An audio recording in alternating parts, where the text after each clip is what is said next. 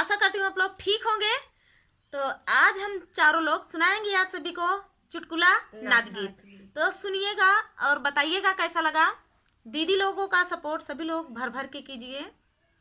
तो सभी का चैनल सर्च में आता है सास बहू ऑफिशियल का, संगीता पटेल दीदी का देहाती लोकगीत, संगीता देहाती लोकगीत, एक बार सर्च जरूर करना।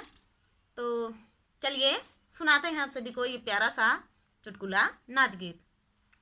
नीक लगे ठंडी बायार नैहर में, नीक लगे ठंडी बायार नैहर में, पहली पाठौनी ससुर मोरे आए, पहली पाठौनी ससुर मोरे आए, उड़ गईले घुंघटा हमार नैहर में, उड़ गईले घुंघटा हमार नैहर में, नीक लगे ठंडी बायार नैहर में, नीक लगे ठंडी बायार नैहर में, दूसरी पाठौनी जेठ मोरे आए, दूसरी पाठौनी जेठ मोरे आए, छूट गईले रस्ता हमार नैहर में, छूट गईले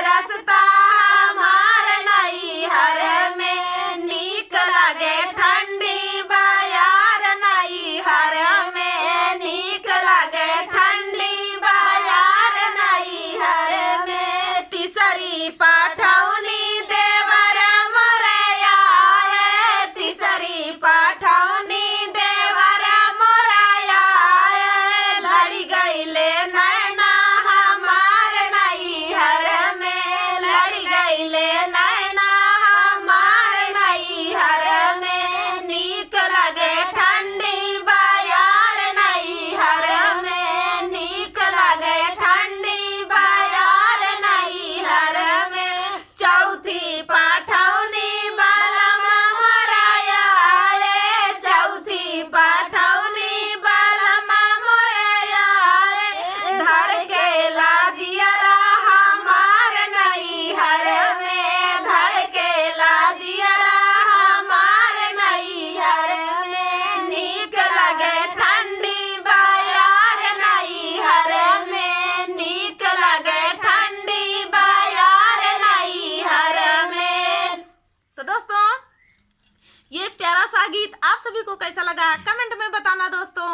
और फुल वॉच करने के लिए धन्यवाद आप सभी को। आशा करती हूँ आप लोगों को जरूर अच्छा लगा होगा।